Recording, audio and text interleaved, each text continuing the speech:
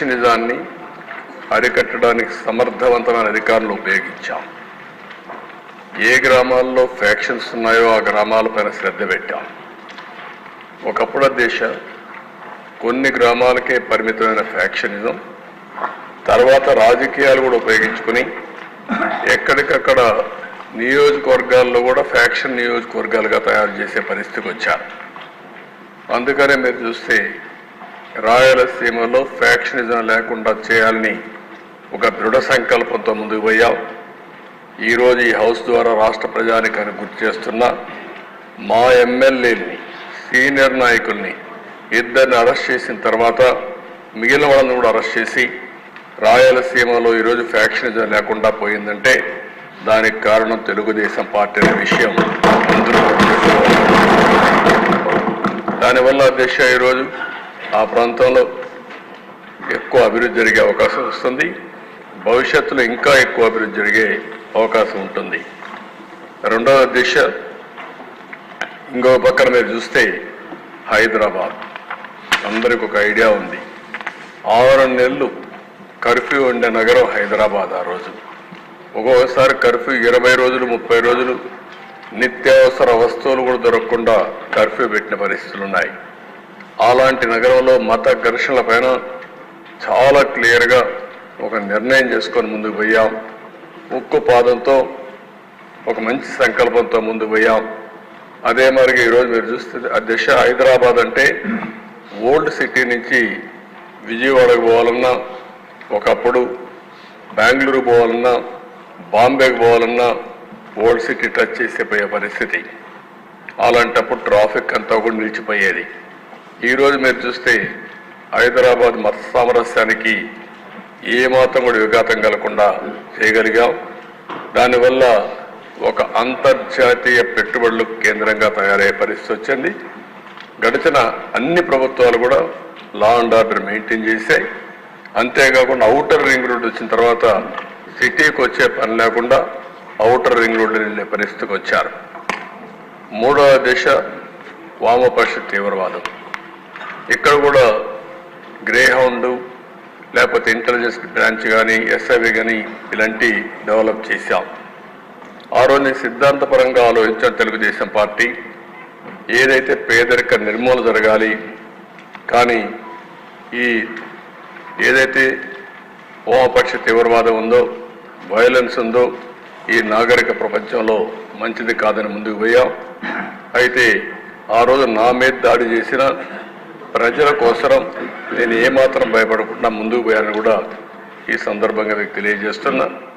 ఆంధ్ర రాష్ట్రంలో చాలా వరకు నియంత్రణ చేయగలిగాం. రౌడీజం అధ్యక్ష ఈరోజు మనం చూస్తున్న రాష్ట్రంలో ఎక్కడ చూసినా రౌడీలు తయారయ్యే పరిస్థితికి వచ్చారు. ఆ రోజు నుంచి మీరు చూస్తే రౌడీ అనేవాడు లేకుండా ఆ పేరు వినపడేదానికే భయపడే పరిస్థితి తీసుకొచ్చాం. PD act ఉపయోగించాం.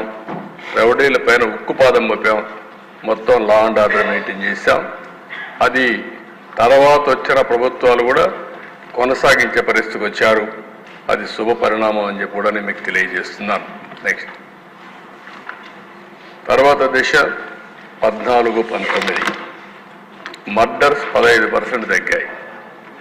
రైటింగ్ 51% తగ్గాయి. కిడ్నాపింగ్ అబ్డక్షన్స్ 16% తగ్గాయి. అదే మరి హర్ట్ అయితే 18,048 నుంచి 16,018 తగ్గాయి. 11% తగ్గింది. అసాల్ట్ 20% తగ్గాయి. రాబరీ దొంగతనాలు 25% తగ్గాయి. దీనివల్ల ప్రభుత్వ చర్యల వల్ల ప్రజల్లో ఒక భద్రత వెలిగింది. ప్రతి ఒక్కరు కూడా నమ్మకం వచ్చింది. మేము సేఫ్గా ఉంటామనే పరిస్థితి వచ్చింది. ఆ విధంగా లా అండ్ ఆర్డర్ మెయింటైన్ చేశాం. నెక్స్ట్ ఇక్కడ దిశ చేయగలిగామంటే సాంకేతిక సదుపాయాలు బాగా ఉపయోగించుకున్నాం. ఇప్పుడు డీజీపీ ఆఫీస్ ఉంది, ఒక మోడర్న్ ఆఫీస్. ఆ రోజు తెలుగుదేశం ప్రభుత్వంలో కట్టింది. ఇంకో పక్క సీసీటీవీ కెమెరాలు కొన్ని వేల కెమెరాలు అన్ని జంక్షన్లో పెట్టాం. 14,770 కెమెరాలు పెట్టి నేరాలు జరక్క మునిపే ఒకవేళ నేరం జరిగినా పట్టుకునే వ్యవస్థకు శ్రీకారం చుట్టాం.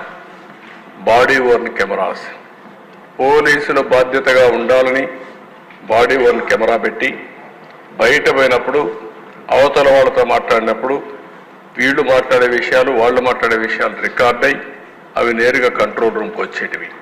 అంటే ఎవ్వరు కూడా పౌరుషంగా మాట్లాడము, థర్డ్ డిగ్రీ ఈ ప్లింతీ లాంగ్వేజ్ మాట్లాడము అటు ప్రజలు కానీ రౌడీలు కానీ పోలీసులు కానీ సక్రమంగా పనిచేయడానికి పెట్టాం. ఇంకో పక్క లాక్డ్ హౌస్ మానిటరింగ్ సిస్టమ్. ఎవరన్నా ఇంట్లో నుంచి బయట పోతే ఆ సిస్టమ్ పంపించి పెట్టి ఎవరన్నా ఇంటికి దొంగలు వస్తే పోలీసులకు ఇమ్మీడియట్గా ఇన్ఫర్మేషన్ పోయే పరిస్థితికి వచ్చింది. వాళ్ళు ఇల్లు వదిలిపెట్టే పోయే లోపలనే పోలీసులు వచ్చి యాక్షన్ తీసుకునే పరిస్థితికి వచ్చాం. Mobile command and control centres పెట్టాం. ఎక్కడన్నా పెద్ద పెద్ద మీటింగ్లు జరిగితే దాన్ని మానిటరింగ్ చేయడం కోసం ఇవి కూడా కంట్రోల్ సెంటర్స్ పెట్టాం. Automated finger print identification system తీసుకొచ్చాం.